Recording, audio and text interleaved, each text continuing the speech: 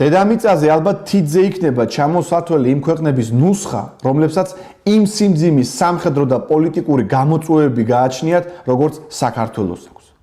მოყოლებული დამოუკიდებლობის მოპოვებიდან საქართველოს ყოველ 5-10 წელიწადში პერმანენტულ მცირე ლოკალურ თუ ფართომასშტაბიან სამხედრო ინტერვენციას განიცდის. ერთი შეხედვით ამდენი კონფლიქტის და მარცხის შემდეგ სახელმწიფო ელიტას რაღაც კონკრეტული ანალიზები და დასკვნები უნდა გამოეტანა. თუმცა ჩვენ შემთხვევაში საქმე კარდინალურად განსხვავებულია. პრობლემების პრაგმატული და რაციონალური გააზრების ნაცვლად ჩვენი პოლიტიკური ისტებლიშმენტი წლებია საფრთხის გადაჭრას სრულიად ინფანტილური, ლიბერალური მეთოდებით ცდილობს. ლიბერალურმა პროპაგანდამ საკმაოდ წარმატებით დაამკვიდრა ის მოსაზრება, რომ ლიბერალური ცივილიზაციის სამხედრო მანქანა ყველაზე ტექნოლოგიური და მდგრადია თელ სამყაროში.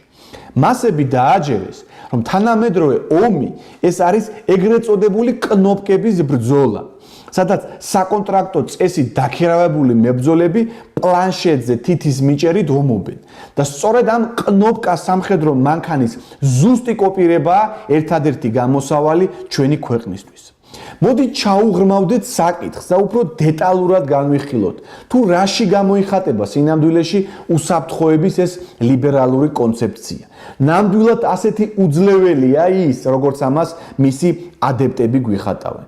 დასავლური ცივილიზაცია ტექნოლოგიური პროგრესის თვალსაზრისით, მათ შორის სამხედრო კუთხით, ნამდვილად ბევრად უფრო განვითარებულია, ვიდრე ნებისმიერი სხვა.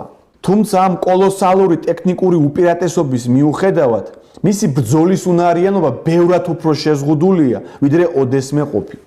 წარმოიდგინეთ 100 წლის წინ მთელი დედამიწა ევროპელებს კოლონიებად ჰქონდათ დაყოფილი. დღეს კი განვითარებული დასავლეთი 20 წლიანი უპერსპექტივო ომის შედეგად იძულებულია შუა საუკუნეში ჩარჩენილ თალიბანთან მოლაპარაკებები აწარმოოს. და ეს იმ პირობებში, როდესაც დასავლური კოალიცია ავღანელებს მართლა ლამის ღილაკებზე დაჭერით ეომება. ისინი კი ძირითადად კუსტარულად დამზადებული ან მოძველებული ცეცხლსასროლი იარაღით არიან შეიარაღებულები. ცალსახად შეიძლება ითქვას, რომ ლამის ხელნაკეთი პრიმიტიული იარაღით აღჭურვილმა თალიბანმა ზესახელმწიფო აშშ-ს ეს ომი მოუგო და ამას თავისი ლოგიკური ახსნა გააჩნია. საქმე იმაშია, რომ ტექნოლოგიურად წინ წასული დასავლეთი სოციალურ-მენტალური კუთხით პოსტ-ჰეროიკულ ერაში იმყოფება. მას სულ უფრო და უფრო უჭირს საკუთარი მოსახლეობის მობილიზება. წასულ ჩაბარდა ის ეპოქა, როდესაც დასავლეთს ერთ ბრძოლაში უყოყმანოდ 10,000-ობით მებრძოლის დაკარგვა შეეძლო და საზოგადოება ამას უმტკივნეულოდ იტანდა. დღევანდელი პოსტმოდერნისტული საშუალო სტატისტიკური ლიბერალი მილენიალისტვის გაუგებარია, რატომ უნდა იომოს და რატომ უნდა შეწიროს საკუთარი სიცოცხლე რაღაც მისთვის გაუგებარ და აბსტრაქტულ ტერმინს, როგორიცაა სამშობლო. ბოდიში ერთი შეკითხვა მაქვს ესა მომწონს. ხვალ რომ ომი დაიწყოს ჩვენთან ერთად წამოხვალ ომში იომებ რუსეთის. არა, სისხლის ზღვის გამორიცხულეს ის არ დაღვი არასდროს არავის ის.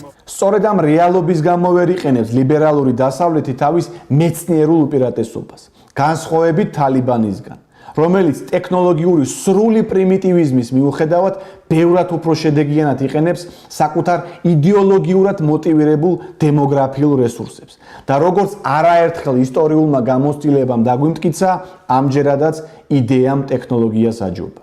და ამ რეალობის მიუხედავად საქართველო მაინც ჯიუტად ცდილობს იმ ლიბერალური მეთოდებით დაიცვას თავისი უსაფრთხოება, რომლითაც პოსტფაქტუმ აშშ-ც ვერ ახერხებს თავის თავდაცვას. ანუ წარმოიდგინეთ ეკონომიკურად ღატაკი საქართველო თავისი ნატო სტანდარტების მცირე, მაგრამ მობილური საკონტრაქტო არმიის აშენებაში კონცეპტუალურად ერთ-ერთში ბაძავს მასზე გაცილებით მდიდარ და მძლავრ აშშ-ს და ვის წინააღმდეგ, რუსეთის, რომელთანაც ობიექტურ მიზეზთა გამო ჩვენ ტექნოლოგიურ უპირატესობას ვერასოდეს ვერ მივაღწევთ. სწორედ მსგავსი იმბეცილური მიდგომები დახვდა საქართველოს ხელისუფლება 2008 წელს. სააკაშვილის ხელისუფლების მიერ ნაქებმა, ახალმა, ტექნოლოგიურად ემოთხებით და სხვა პანაცეა იარაღით აღჭურვილმა მცირე, მაგრამ მობილურმა არმიამ ერთი დღეც ვერ გაუძლო ბჭყალებში ჩამორჩენილ ჟანგიან რუსულ ტანკებს. ის ძვირადღირებული, მოდერნიზირებული და შეძენილი თანამედროვე ტექნიკა რომლითაც რუსული არმია უნდა შეეჩერებინათ. რუსებმა უბრალოდ ბაზებიდან და ბოქსებიდან წაიყვანეს. თან ისე, რომ მისი დანიშნულებისამებრ გამოყენებას კი ვერ მოესწრო. ანუ ქართველი ლიბერალების მიამიტური წარმოდგენები, რომ ვიღაცეები რაღაც გაურკვეველი, ამოუხსნელი მოტივებით საქართველოს დაიცავენ და რუსეთთან ბირთვულ ომს გააჩაღებენ, საქმე არის იმაში, რომ ჩვენ უნდა შევქმნათ ქვეყანა, რომელიც გახდება ძმაკაცი კარგი ქვეყნების, ხო? და ვიღაცა დაგეხმარება შენ გვერდში დაგიდგება. ანუ ის ცისარტყელა ლიბერალური ფანტაზიები, რომ ისინი გადასახადებს გადაიხდიან და ამ გადასახადებიდან ულტრათანამედროვე ამერიკული ჯაველინებით აღჭურვილ ვიღაც ერთეულ რემბოებს დაიქირავებენ, რომლებიც მათ ნაცვლად რატომღაც წარმატებულად იომებენ, სანამ ეს ლიბერალები ნარკოტიკებით გაბრუებულები კლუბებში იძიგძიგებენ, რა თქმა უნდა, ყოველთვის კრახით დამთავრდება. ზუსტად ისევე, როგორც ეს 2008 წელს მოხდა. ამ ყველაფრის შემდეგ ბევრს ბუნებრივი კითხვა გაუჩნდება. კი ბატონო, ლიბერალური თავდაცვა არ ვარგა. მაშინ რა არის გამოსავალი? როგორ უნდა უზრუნველყო ჩვენი უსაფრთხოება? ამ კითხვაზე ცალსახა პასუხი არ არსებობს, რადგან გამოსავალი კომპლექსურია. თუმცა ჩვენ ერთი რამ კაფიოთ უნდა გავაცნობიეროთ. რომ ისეთ ხისტ მანქანას, როგორიც რუსეთია, ლიბერალური ცისარტყელა მიდგომებით ვერ გაუმკლავდებით. ვერ გვიშველის ვერც საოკუპაციო ხასთან სასაცილო პერფორმანს დროშების ფრიალი, ვერც საოკუპაციო წინდების ჩაცმა და რაც მთავარია, ვერც გადაკუზვა შარვის ჩახტა.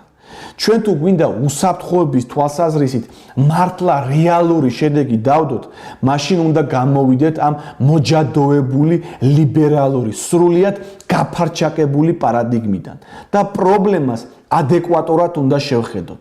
ერთხელ და სამუდამოდ უნდა შევიგნოთ, რომ ჩვენს გასაკეთებელს სხვა არავინ არ გააკეთებს. ჩვენ საომარს არავინ არ იომებს. ერთადერთი გამოსავალი ისეთი საზოგადოების ჩამოყალიბებაა, რომელიც კაპიტულაციას ერთ დღეში კი არ მოაწერს ხელს, არამედ მძლავრი სახალხო წინააღმდეგობით სერიოზულ დაბრძოლებებს შეუქმნის ინტერვენს. ისეთი საზოგადოების შექმნა, რომელთანაც კონფლიქტი ნებისმიერს, თუნდაც ზესახელმწიფოს ძირად დაუჯდება. სწორედ ეს მოცემულობაა უსაფრთხოების ყველაზე მყარი საფუძველი. სხვა დანარჩენი უბრალოდ საკუთარი თავის მოტყუება და ილუზიაა. თუმცა არსებული ლიბერალური იდეოლოგიური მართლობის პირობებში დასავლეთის ბიუროკრატიის მეათასე ღრმა შეშფოთებების და საოკუპაციო ხასთან ფარჩაკული ისტერიკული წიკვინის იმედად თუ ვრჩებით.